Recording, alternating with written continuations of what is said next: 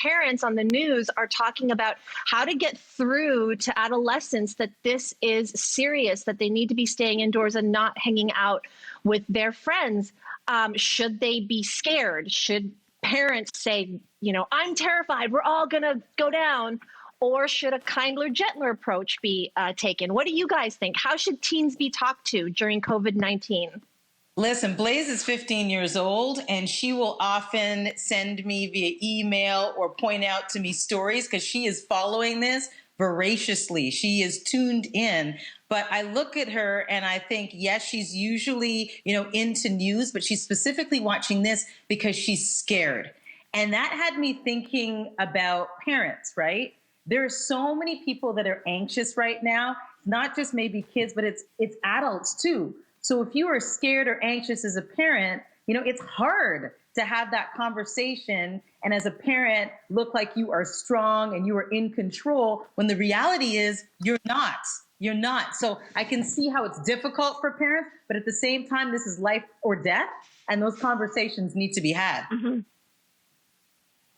I agree with you, Marcy, but I feel bad for those parents who are still having to work full time, and maybe they live in an apartment and their teens are sort of left, maybe they're in like the upper teens. And when you're under 25, your brain literally isn't fully formed yet. And I remember having no concept of mortality, and especially because the initial reporting around this virus seems to indicate that it was predominantly people with, vulnerable constitutions and who are older. I think that initial messaging has really done a lot of damage. There was an article in the New York Times that I was reading on the weekend that was actually a parent asking this question of how my teen doesn't seem to be listening. I'm at work all day. They're with my elderly parent, and they still insist on going out. And the advice back was start cutting off services. Like there'll be no TV anymore at home. There'll be no internet. There'll be no cooking anymore until you listen. And that was the advice given as to the quickest way to wake teens up to this.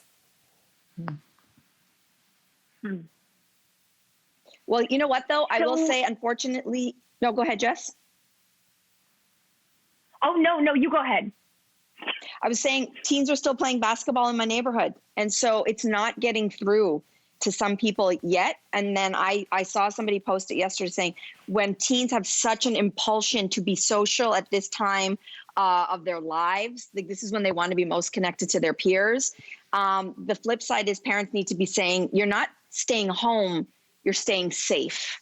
And I think if we can continue to hammer that home, it'll just hopefully, it's not forever. And it's just to get us over this hump or hopefully this flattened curve. Let's put it that way.